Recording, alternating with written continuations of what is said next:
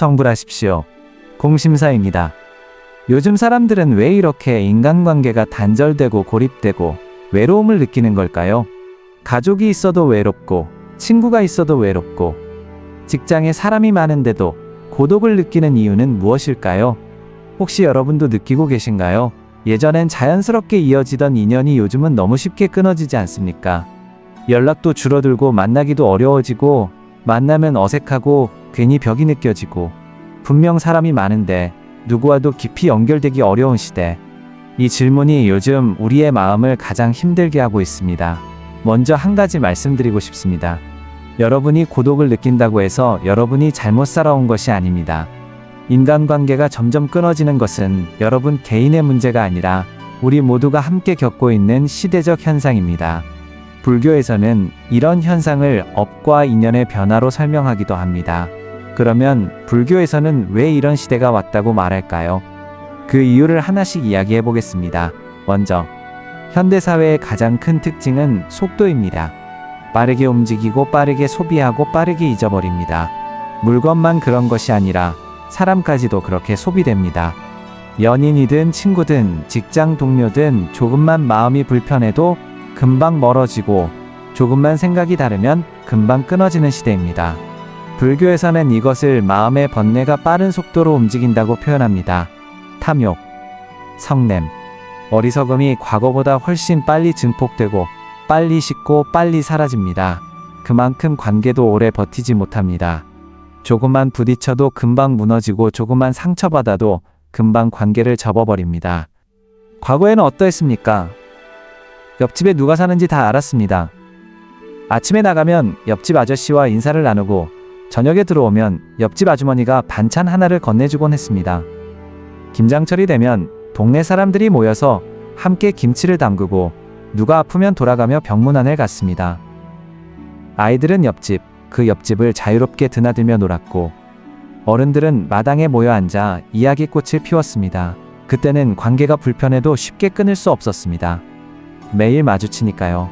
옆집 아저씨가 밤늦게 시끄럽게 해서 한 번 싸웠어도 다음날 아침이면 또 마주쳐야 했습니다. 그러다 보니 서로 이해하고 양보하고 참고 다시 화해하는 법을 배웠습니다. 관계가 불편하다고 이사를 가거나 연락을 끊을 수 없었으니 오히려 그 불편함을 견디고 넘어서는 힘이 있었습니다. 그런데 지금은 어떻습니까? 옆집에 누가 사는지도 모릅니다. 엘리베이터에서 마주쳐도 인사하지 않고 복도에서 스쳐 지나가도 눈도 마주치지 않습니다. 누가 이사 왔는지, 누가 이사 갔는지도 모릅니다. 혹시 옆집에서 무슨 소리가 나도 관심 갖지 않습니다. 나와 상관없으니까요. 직장도 마찬가지입니다. 예전에는 회사 동료들과 퇴근 후에도 자주 만났습니다. 술 한잔하며 속 깊은 이야기도 나누고 주말에 함께 등산도 가고 명절이면 서로 집에 초대하기도 했습니다. 그러다 보니 서로의 가족 이야기도 알고 고민도 나누고 진짜 가까운 사이가 되었습니다. 하지만 요즘은 퇴근하면 빨리 헤어지고 싶어 합니다. 회식도 부담스럽고 사적인 이야기는 더더욱 나누기 어렵습니다. 일은 일이고 사생활은 사생활이라며 선을 긋습니다. 매일 얼굴을 마주치는 사이인데도 그 사람이 어떤 고민을 하고 있는지, 요즘 무슨 일이 있는지 전혀 모릅니다. 문자 답장이 조금만 늦어도 서운해하고 생각이 조금만 달라도 거리를 두고 내 마음에 들지 않으면 바로 관계를 정리합니다. 빠른 시대가 관계마저 빠르게 소비하도록 만든 것입니다. 둘째는 비교의 시대입니다. 요즘은 SNS를 넘겨보면 남들은 다 행복하고 다 성공한 것처럼 보입니다. 그러다 보니 실제 인간관계에서도 진심보다는 비교와 경쟁이 앞섭니다. 이 사람이 나에게 도움이 될까? 이 관계가 나를 더 나은 사람으로 보이게 해줄까? 의도하지 않아도 이런 심리가 관계를 무겁게 만들고 결국 단절로 이어집니다. 불교에서는 이것을 분별심이라고 부릅니다.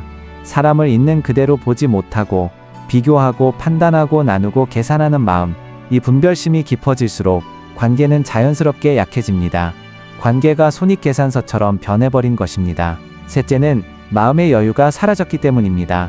과거에는 인연 하나를 이어가려 해도 서로의 시간을 맞춰줄 여유가 있었습니다. 기다릴 여유, 이해할 여유, 실수를 덮어줄 여유가 있었습니다. 예전에는 친구가 약속 시간에 늦어도 그냥 기다렸습니다. 연락할 방법도 마땅치 않았으니 그냥 약속 장소에서 30분, 1시간도 기다렸습니다. 그러다 친구가 오면 늦은 이유를 듣고 이해하고 웃으며 넘어갔습니다. 한두 번 약속을 어겼다고 해서 관계를 끊지 않았습니다. 하지만 지금은 10분만 늦어도 화가 납니다. 문자로 실시간 위치를 물어보고 조금만 늦으면 기다리지 않고 그냥 가버립니다. 몇 번 약속이 어긋나면 그 사람과의 관계를 아예 정리해버립니다. 시간이 없으니까요. 기다릴 여유가 없으니까요. 그러나 지금은 모두가 너무 바쁩니다. 조금만 귀찮아도, 조금만 상처받아도 관계를 유지할 힘이 없습니다. 그래서 관계는 점점 얇아지고 얇아진 만큼 쉽게 끊어집니다. 불교에서는 이것을 마음을 가꾸지 못해서 생기는 괴로움이라고 말합니다. 수행이란 단지 절에서 명상을 하는 것이 아니라 일상에서 마음을 가꾸는 일입니다.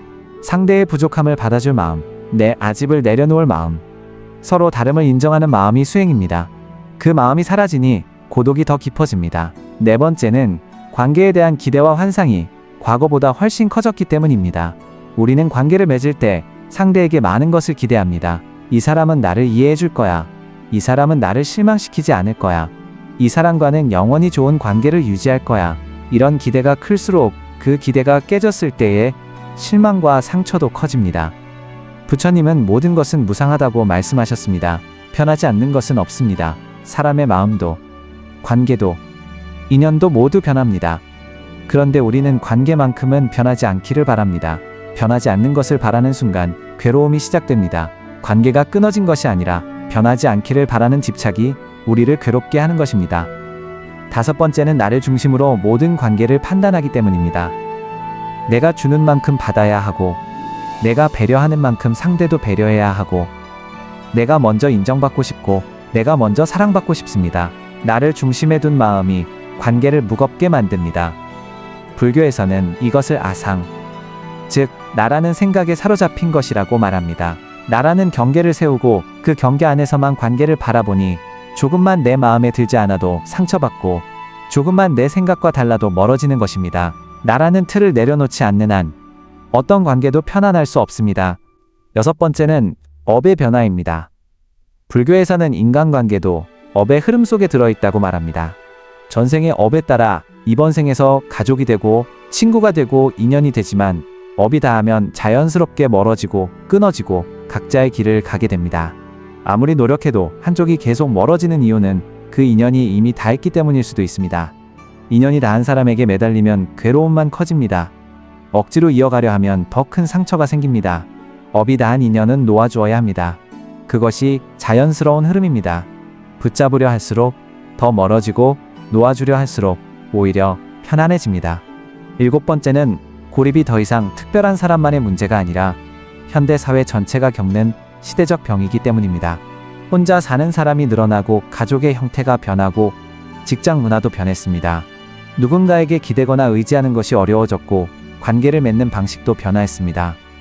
통계를 보면 1인 가구가 계속 증가하고 있습니다.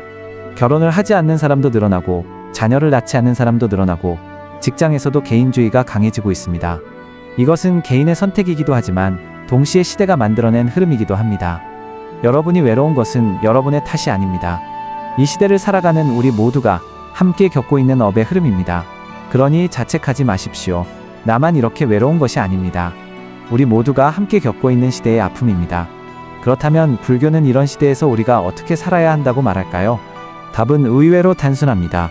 인연에 집착하지 말고 오히려 한 사람이라도 진심에 가까워지는 관계를 만들어 가라는 것입니다. 많은 관계를 유지하려고 애쓰지 마십시오. 불교는 관계의 양보다 관계의 깊이를 더 중요하게 봅니다. 10명의 지인보다 1명의 진심 어린 인연이 더 귀합니다. 100명의 팔로워보다 1명의 진실한 벗이 더 소중합니다. 요즘은 명함을 많이 모으고 인맥을 넓히고 많은 사람을 아는 것이 중요하다고 생각합니다. 그러나 그렇게 맺어진 관계는 대부분 얕습니다. 진짜 힘들 때, 진짜 외로울 때, 그 많은 사람 중에 과연 누가 내 곁에 남아있을까요? 한 명이라도 좋으니 진심으로 이야기할 수 있는 사람을 만들어 가십시오. 그 사람과의 관계에 시간을 들이고 마음을 쏟고 진심을 나누십시오. 그것이 이 시대를 살아가는 지혜입니다. 또한 나 자신과의 관계를 먼저 회복해야 합니다. 내 마음이 편안하지 않으면 어떤 관계도 편안할 수 없습니다. 나 자신과 화해하고 내 마음을 다스리고 내 고독을 바라보는 것이 수행의 시작입니다. 여러분이 외롭다고 느껴질 때 이렇게 스스로에게 물어보십시오. 나는 지금 누구를 찾고 있는가? 정말 타인이 필요한가? 아니면 나 자신의 마음을 보듬어야 할 때인가? 많은 경우 우리가 느끼는 외로움은 타인의 부재가 아니라 나 자신과의 단절에서 옵니다. 내 마음의 소리를 듣지 못하고 내 감정을 외면하고 내 존재를 소중히 여기지 못할 때 아무리 많은 사람과 함께 있어도 외롭습니다. 불교에서는 고독을 괴로움으로만 보지 않습니다. 고독은 성찰의 문이고 수행의 시작이고 깨달음의 씨앗이라고 말합니다. 시끄러운 관계 속에서는 보이지 않던 내 마음의 소리가 고독 속에서는 또렷하게 들립니다. 부처님도 홀로 계실 때가 많으셨습니다. 숲속에서 산속에서 조용한 곳에서 홀로 선정해 드셨습니다. 그 고독 속에서 깨달음을 얻으셨습니다. 고독은 두려워할 것이 아니라 오히려 나를 만나는 귀한 시간입니다. 또 하나 중요한 것은 연기의 지혜입니다. 부처님의 가장 핵심적인 가르침은 연기입니다. 모든 존재는 서로에게 의지하여 일어납니다. 나 혼자 존재하는 것이 아니라 이 세상 모든 것과의 관계 속에서 존재합니다. 여러분이 지금 숨쉬는 공기는 나무가 만들어준 것입니다. 여러분이 먹는 밥은 농부가 지어준 것입니다. 여러분이 입은 옷은 누군가가 만들어준 것입니다. 여러분이 사용하는 모든 것, 여러분이 누리는 모든 것이 이 세상과의 관계 속에서 가능한 것입니다. 이 연기의 그물을 깨닫는 순간 우리는 결코 혼자가 아님을 알게 됩니다. 고립된 존재가 아니라 이 세상 모든 것과 연결된 존재임을 알게 됩니다. 이것이 외로움에서 벗어나는 근본적인 지혜입니다. 마지막으로 관계를 대하는 태도를 바꾸어야 합니다. 관계를 탐욕의 수단이 아닌 자비의 실천으로 전환하십시오. 상대에게 기대하는 대신 내가 먼저 조건 없는 자비를 베푸는 것입니다. 내가 무엇을 받을 수 있을까가 아니라 내가 무엇을 줄 수 있을까를 먼저 생각하십시오. 상대가 나를 이해해 주기를 바라기 전에 내가 먼저 상대를 이해하려 하십시오. 상대가 나를 배려해 주기를 바라기 전에 내가 먼저 상대를 배려하십시오. 이렇게 자비의 마음으로 관계를 대할 때 관계는 더 이상 부담이 아니라 기쁨이 됩니다. 주고받는 거래가 아니라 나누는 선물이 됩니다. 그 순간 관계의 피곤함은 사라지고 충만함이 찾아옵니다. 그러니 외로움을 두려워하지 마십시오. 인연이 끊어지는 것을 실패라고 생각하지 마십시오. 그것은 여러분이 살아가는 시대가 만들어낸 자연스러운 흐름일 뿐입니다. 그리고 그 흐름 속에서도 우리는 새로운 인연을 만들 수 있고 내 마음을 다스리고 내 삶의 주체로 설 수 있습니다. 내 마음이 스스로 완전하여 흔들리지 않는다면 그 어떤 인간관계도 단절도 여러분을 해칠 수 없습니다. 나는 이 세상 모든 것과 연결되어 있다는 진리를 깨달아 홀로 서되 외롭지 않은 수행자가 되십시오. 여러분은 어떤 이유로 고독을 느끼고 계십니까? 누군가와의 관계가 멀어져서 마음이 아프십니까? 친구도 가족도 누구와도 깊이 연결되지 않는 느낌이 드십니까? 그 마음을 댓글로 나눠주십시오. 이곳 공심사에서는 여러분의 고독을 함께 들어드리고 함께 걸어갈 수 있습니다. 여러분은 고독 속에서도 의미를 발견할 수 있는 사람입니다. 인연이 줄어들었다고 해서 여러분의 가치가 줄어드는 것이 아닙니다. 여러분은 이미 충분히 귀한 존재입니다. 그 마음을 잊지 마시기를 바랍니다. 오늘 이 법문이 여러분의 마음에 조금이나마 위로가 되기를 바랍니다. 고맙습니다.